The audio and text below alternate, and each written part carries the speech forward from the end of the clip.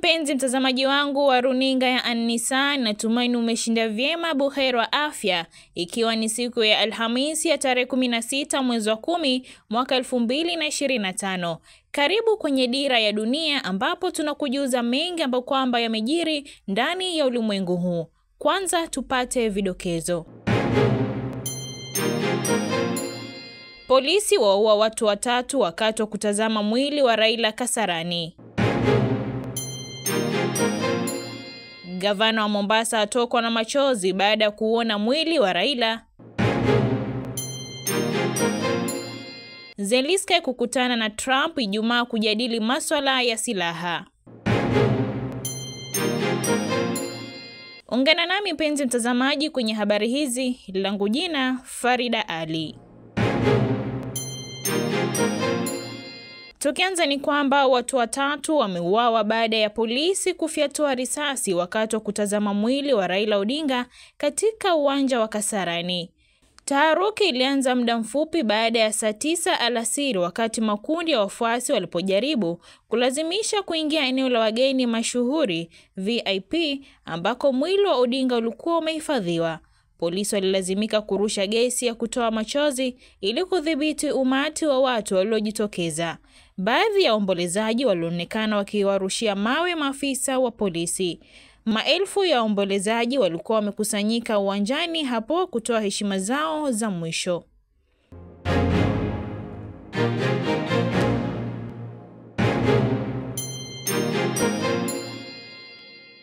Na kwingineko, wafuasi wa Raila Odinga walivamia lango kuu la uwanja wa ndege wa JKIA baada ya kuwazidi nguvu polisi waliokuwa wakilinda eneo hilo wakati wa kuwasili mwili wa Odinga.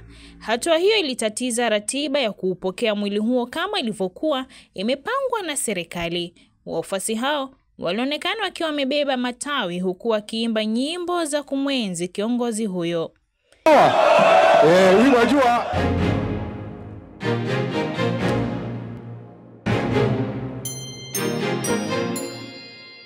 Na tukisonga mbele ni kwamba gavana wa Mombasa Abdulswamad Sharif Nassir ameshindwa kujizuia na kutokwa na machozi baada ya kuona mwili wa aliyekuwa kinara wa ODM Raila Odinga. Kifo cha Odinga kimemgusa sana Abdulswamad, ikizingatiwa yeye ndiye naibu kinara wa chama hicho na alikuwa na ukaribu sana na marehemu.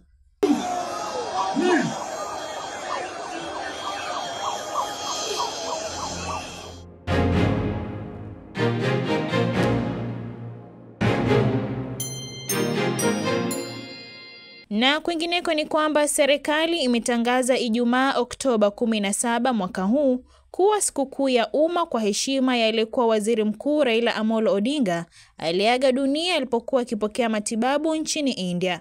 Katika notisi maalum ya gazeti la serikali iliyochapishwa na waziri wa usalama wa ndani Kipchumba Murkomen, ametangaza tamko hilo chini ya kifungu cha 3 cha sheria ya likizo ya umma sura ya 110.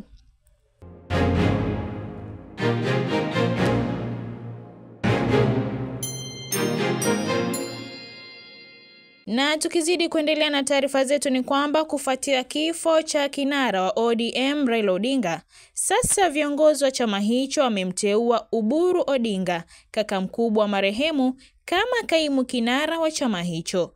Tangazo hilo limewekwa wazi na naibu kinara wa chama hicho ambaye pia ni gavana wa Mombasa Abdulswamad Sharif Nassir. Abdulswamad amesema kuwa chama hicho kitasalia kuwa imara na kamwe hakitafifia kama inavyodhaniwa na wengi. That the ODM remains united just like it was during the Right Honorable Raila Amolo Odinga's time. We believe in unity of purpose, a stronger democratic party and a party that must live on for many years to come. With this regard, the NEC has designated the Senator of Siaya County, Honorable Dr. Uburu Odinga, to be the acting party leader until the time that the top party organs will meet and elect a substantive party leader to fit in the big shoes that have been left by our leader. Thank you, and may the soul of our party leader rest in eternal peace.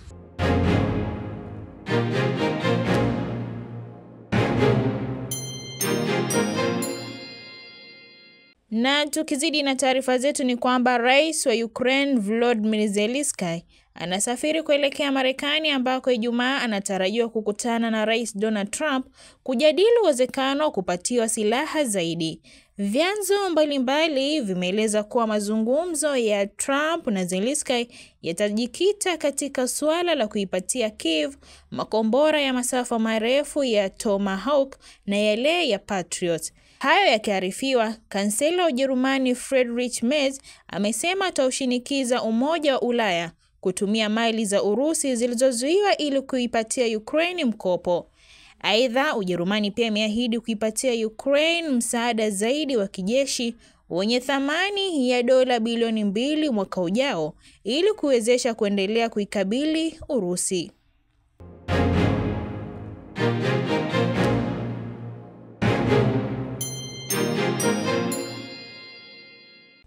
Na tukimalizia na taarifa zetu ni kwamba kundi la kutetea mateka wa Israel limeitaka serikali ya nchi hiyo kuchelewesha hatua zinazofuata za mpango wa amani huko Gaza iwapo Hamas itashindwa kurejesha miili ya mateka waliosalia. Hata hivyo, Israel haijaweka wazi idadi jumla ya miili ya mateka inayotazamia kuipokea. Wito huo umetolewa wakati ambapo serikali ya Waziri Mkuu wa Israel Benjamin Netanyahu imetangaza Alhamisi kwa tarehe ya kufunguliwa kwa kivuko cha Rafah itatangazwa baadaye na kwamba kivuko hicho kitatumiwa pekee kwa harakati za usafiri wa watu.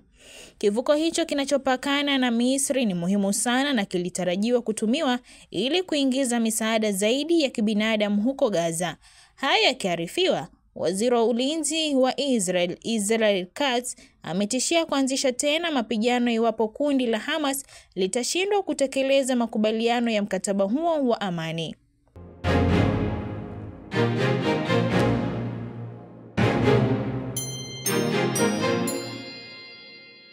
Mpenzi mtazamaji, kufikia hapo ndio natamatisha Dira ya Dunia.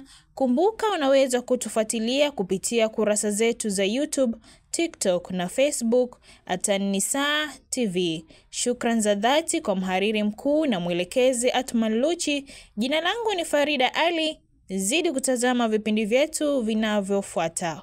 Kwaheri.